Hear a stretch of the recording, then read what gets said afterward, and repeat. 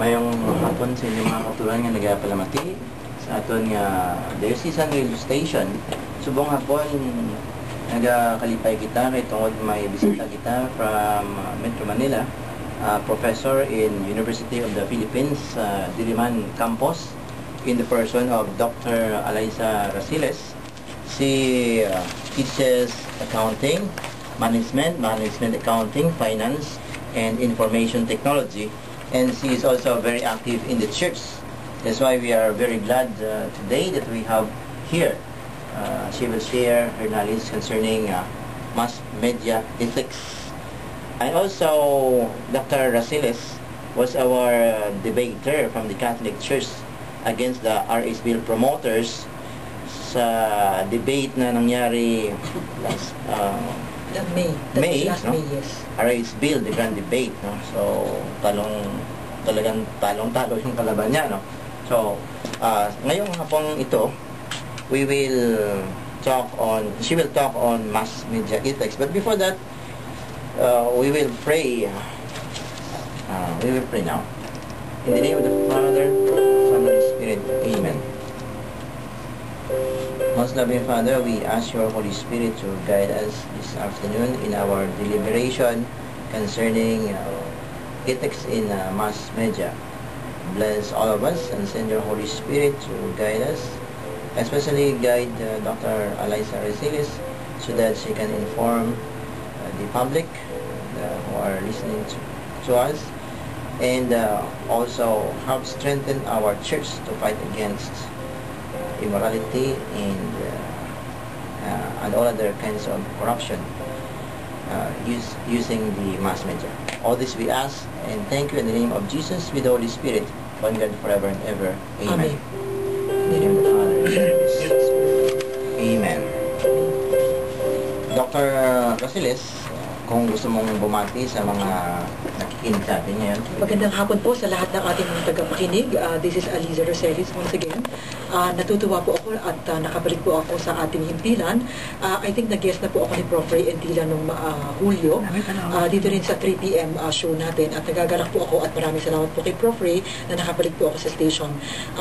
Dahil po 5 de Nobyembre ngayon, nais ko po sanang batiin si Mr. Antonio Mapa, who also sent me to my place yesterday from the airport, sapagkat siya po ay tatanggap ng isang award of recognition sa ating festivities dito po sa Capitol. Ngayong hapon po, siya po ay makakatanggap ng gantimpala na pagkilala sa larangan po ng agrikultura, sapagkat for the past 30 years po, siya po ay namuno dito sa isang farm dito po sa Canlaon City.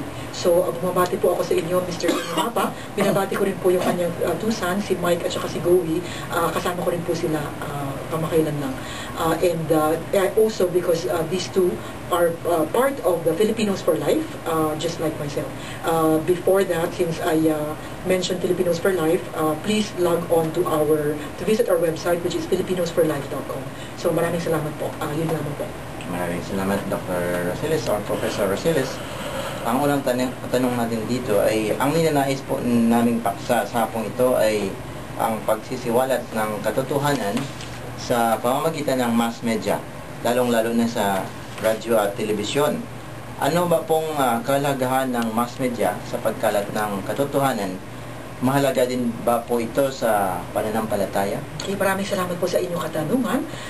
Kaya po tinawag na mass media dahil ito ang instrumento ng komunikasyon na pangmasa. No? Ibig sabihin, para makarating sa higit na mas malaking audience, ang ating mga sinasabi at ang ating mga tinuturo. Ngayon, sa ating tungkulin sa New Evangelization, ito po ay hamon ng ating current Pope, si Benedict XVI. No? Hinahamon tayo na makilahok sa isang pangmalawakang New Evangelization na sinatawag niya. No? May pananagutan tayo, lalo tayong mga Kristiyano at Katoliko, may malaki tayong pananagutan na palawigin ang ating evangelisasyon, lalong-lalo na po sa makabagong pamamaraan. Tulad po ng tinatawag nating mga social networks. We will discuss that a bit later, no? Social networks. Ang tawag ko rito ay ang apostolate of public opinion, or ang pagkilos upang mahubog sa tama at katotohanan ang mga opinyon ng madla.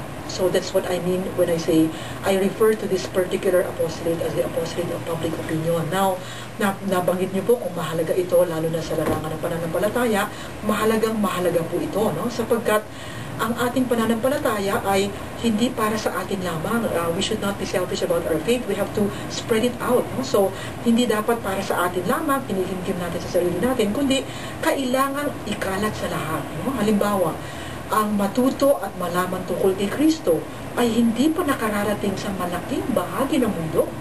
So, sa mga katwid, kailangan natin na mas malaking apostolic zeal. I don't know how to express it in Tagalog. I don't know how you say that in Ilonggo or in Hiligaynon. So, I think every day of our lives, we have to ask our Lord to grant us a greater and stronger apostolic zeal para ipakilala ang Diyos at mga nilalaman ng ating pananampalataya sa mas nakararami. So, dyan po, I suppose, that's how I would answer your question regarding the mass media, and also how important these mass media are, and specifically, we will talk about the social networks later, and then maya-maya po, pag-uusapan natin din yung tukol dun sa radyo, television. In fact, natutuwa ako na pinag-uusapan po natin yung apostolate via radio because we're actually exactly doing that right now. So, maraming salamat po, Prof. Ray.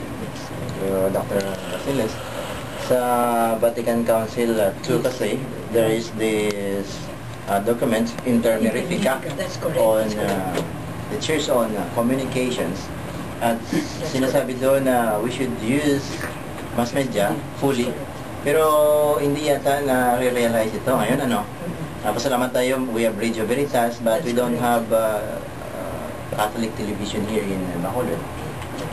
That's a very good point, Prof. Ray. Thank you very much for that. Yes, it's true, and I think may matititan pa ang kailangan na basahin, kung hindi pa natin nababasa, no? Basahin ang Inter Mirifica, or kung nabasa man natin, kailangan siguro natin balikan maya-maya ang Inter Mirifica. And para sa kaalaman ng lahat, just in case hindi natin alam, every year nagtalaga ng, sa bandang Mayo, I think, no? Nagtalaga ng World Day of Communications ang ating mahal na Papa, Santo Papa. And kailangan, importante siguro na alamin natin ang sinasabi ng Santo Padre tungkol dito sa issue na to. Lalo na siguro kailangan nating antabayan at saka hintayin kung ano yung sasabihin niya dun sa susunod na World Day of Communications. And in fact, I think May of last year, I didn't manage to put out a blog on that issue this year, pero I think yung Mayo ng nakaraang taon, nakapaglagay po yata ako ng blog tungkol precisely dun sa mensahe ng Santo Padre tungkol dito sa World Day of Communications. So I think mahalaga na maya't maya binabalikan natin ang nilalaman nito, pero ang importante siguro is paano ba talaga natin maipararating sa mas nakararami ito tinatawag na new evangelization, especially through these new methods. Sa makabagong pangaraan, especially through the social networks, for example, no? Itong mga social networking sites, especially because many of the youth are found there. So, yun po ang kailangan. But thank you very much for the question because it serves as a reminder na kailangan po natin mayang binabasa po yung mga doon. Thank you. You mentioned a while ago na mayroon kang blog. Can you tell the listening people kung ano yung blog mo at saka if they are permitted to go into your blog? The name of my blog, the URL of my blog is univ, youniv.wordpress.com. Kasi I think I opened it mga August of 2009. I decided on WordPress because when I was asking my friends during the time, yun yung medyo kasalukuyang hit na hit at saka napaka-user-friendly ng WordPress. Now, bakit Univ? Kasi it was an interplay between, play on words between the youth and also the university. So that's why I decided to call it Univ. So you can visit it anytime, and kung maaari po sana, paki-bookmark niyo po sa computers niyo, Univ, that's youniv.wordpress.com. So, bagamat madalas sinasabi ng aking mga kaibigan na nagsa-cyber apostolate po, na blogs are becoming less and less and more of Facebook and Twitter and all the other social networks. Para sa akin yung, para makashare ka ng mas maraming thoughts and mas maraming artikulo, halimbawa, or for example, you want to teach a particular subject matter to a wider group of people. Of course, I still find blogging very indispensable. So, ayan po, univ.wordpress.com. Natutuwa po ako kung may iba sa ating mga tagapakinig ang makakapunta dito. Now,